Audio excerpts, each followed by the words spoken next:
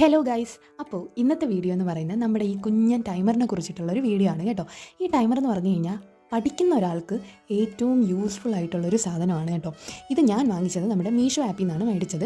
And guys, quality was so good. നമുക്ക് use ചെയ്യാൻ പറ്റിയ അഫോർഡബിൾ ആയിട്ടുള്ളൊരു ടൈമറാണിത്. ഇത് നമുക്ക് കിച്ചണിലും ഒക്കെ യൂസ് ചെയ്യാൻ പറ്റുന്ന ഒരു സംഭവമാണ് കേട്ടോ.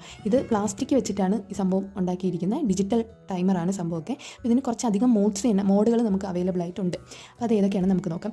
ഞാൻ ഈ വെച്ചേക്കുന്നത് ക്ലോക്ക് മോഡാണ്. പിന്നെ ക്ലോക്ക്, ഇവരുടെ ഈ ഒരു ക്ലോക്ക്, ഈ ഒരു ടൈമറിൻ്റെ ക്ലോക്ക് എന്ന് പറഞ്ഞു കഴിഞ്ഞാൽ നമ്മുടെ റെയിൽവേ ടൈമാണ് കേട്ടോ. സോ അത് അനുസരിച്ചാണ് നമുക്കിതിൽ ടൈമൊക്കെ അഡ്ജസ്റ്റ് ചെയ്യാൻ വേണ്ടിയിട്ട് പറ്റുന്നത്. സോ ക്ലോക്ക് മോഡുണ്ട്, അത് കഴിഞ്ഞിട്ട് ആ ടൈമർ മോഡുണ്ട്. ഈ ടൈമർ മോഡ് വെച്ചിട്ട് സ്റ്റാർട്ട് സ്റ്റോപ്പ് ബട്ടൺ അമർത്തി കഴിഞ്ഞാൽ നമുക്ക് കൗണ്ട് അപ്പ്, നമ്മുടെ ഈ ഇത് കിട്ടും. എന്താണ് കൗണ്ട് അപ്പ്? നമ്മുടെ സ്റ്റോപ്പ് വാച്ച് ഇല്ലേ, ആ മോഡ് നമുക്ക് അവൈലബിൾ ആയിട്ട് വരും. അത് കഴിഞ്ഞ് നമുക്ക് പിന്നെ നമ്മുടെ ഈ അലാമുണ്ട്. രണ്ട് അലാം നമുക്ക് വെക്കാൻ പറ്റും.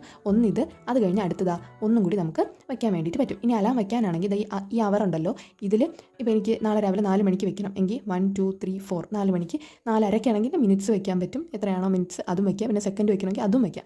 എന്നിട്ട് ഈ സ്റ്റാർട്ട് ബട്ടൺ അമർത്തി കഴിഞ്ഞാൽ നാളെ രാവിലെ 4, ഇപ്പോൾ ഇതിൽ വെച്ചേക്കുന്ന ടൈം അനുസരിച്ച് നാളെ രാവിലെ 4:07 ആകുമ്പോഴത്തേക്കും നമ്മുടെ അലാം അടിക്കും. ഇങ്ങനെയാണ് നമ്മളിതിൽ അലാം വയ്ക്കുന്നത്. പിന്നെ ഇതിൽ നമുക്ക് ടൈമർ വയ്ക്കാനാണെങ്കിൽ ടൈമർ ബട്ടൺ എടുക്കുക, ടൈമർ ആ സംഭവം മോഡ് എടുക്കുക. അത് കഴിഞ്ഞിട്ട് ഇപ്പോൾ എനിക്ക് 1 മണിക്കൂറാണെങ്കിൽ 1 മണിക്കൂർ ഞാൻ വെച്ചിട്ട് സ്റ്റാർട്ട് ബട്ടൺ ക്ലിക്ക് ചെയ്യുമ്പോൾ നമ്മുടെ ടൈമർ സ്റ്റാർട്ട് ചെയ്യും. ഇങ്ങനെയാണ് നമ്മുടെ ടൈമറിൻ്റെ വർക്കിംഗ്. സ്റ്റോപ്പ് ചെയ്യാനാണെങ്കിൽ സ്റ്റോപ്പ് ബട്ടൺ ഇതിലമർത്തുക. ഇതാണ് നമ്മുടെ ടൈമറിൻ്റെ ഒരു ഇത്. പിന്നെ ഇനി നമുക്ക് ഫ്ലാഷും വോയിസ് ഇല്ലാതെ നമുക്ക് ഈ സംഭവം യൂസ് ചെയ്യാൻ പറ്റും. ഇപ്പോൾ ഞാൻ വോയിസ് ഇല്ലാതെയാണ് കൊടുത്തേക്കുന്നത്. ഈ ക്ലോക്കിൻ്റെ മോഡിലോട്ട് മാറ്റി വെച്ചിട്ട് ഞാൻ ഈ ഒരു ക്ലിയർ ഫ്ലാഷ് ബട്ടൺ ഉണ്ടല്ലോ, ഇതിൽ പുതിയ കഴിഞ്ഞാൽ എനിക്ക് വോയിസ് വരും. അത് കഴിഞ്ഞ് ഫ്ലാഷ് കൊടുക്കാം. അത് കഴിഞ്ഞ് വീണ്ടും ശബ്ദം, വീണ്ടും ഒന്നും കൂടെ പുതിയ കഴിഞ്ഞാൽ വോയിസ് ഒന്നും ഇല്ലാതെ വരും. പിന്നെ വീണ്ടും വോയിസ് വരും. നമുക്ക് വോയിസ് ഇല്ലാതെയും വോയിസ് ആയിട്ടും ഒക്കെ യൂസ് ചെയ്യാം. അലാം കേൾക്കണമെങ്കിൽ ഈ വോയിസ് തന്നെ വെച്ചിരിക്കണം കേട്ടോ.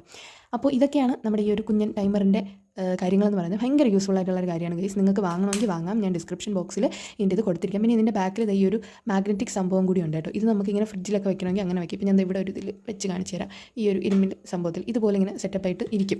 നമുക്ക് നമ്മുടെ ഈ ടൈമറിനെ ഓഫ് ചെയ്യണമെങ്കിൽ ഈ ഒരു സ്റ്റാർട്ട് സ്റ്റോപ്പ് ബട്ടണില്ലേ, ഇതിൽ കുറച്ചധികം നേരം തന്നെ നമ്മളിങ്ങനെ ലോങ് പ്രസ് ചെയ്ത് വെച്ചിരുന്നു കഴിഞ്ഞാൽ നമ്മൾക്കിത് ഓഫ് ആവും. ഇപ്പോൾ ഇത് ഓഫ് ആയിട്ടുണ്ട്. ഇനി ഇത് തിരിച്ച് ഓൺ ചെയ്യണമെങ്കിലും സെയിം പ്രോസസ്സ്. ഒരു വലിയൊരു ലോങ് പ്രസ് കൊടുത്താൽ മതി, തിരിച്ച് ഓൺ ആയിട്ട് വരും. അപ്പോൾ ഇതൊക്കെയാണ് നമ്മുടെ ഈ ടൈമറിലുള്ള സാധന സാമഗ്രികൾ. പിന്നെ നമുക്കിത് ഇങ്ങനെ വെക്കാൻ പറ്റും. ഇതുപോലെ ഒരു കുഞ്ഞ് സ്റ്റാൻഡൊക്കെ ഉണ്ട്. അപ്പോൾ ഇങ്ങനെ വെച്ചിട്ടൊക്കെ നമുക്ക് പഠിക്കുമ്പോഴൊക്കെ യൂസ് ചെയ്യാം. അപ്പോൾ ഇതാണ് നമ്മുടെ ടൈമർ എന്ന് പറയുന്നത്. ഞാൻ നമ്മുടെ ഡിസ്ക്രിപ്ഷൻ ബോക്സിൽ ലിങ്ക് പ്രൊവൈഡ് ചെയ്തേക്കാം. അപ്പോൾ ഇന്നത്തെ വീഡിയോ ഇത്രയേ ഉള്ളൂ. എല്ലാവർക്കും ബൈ.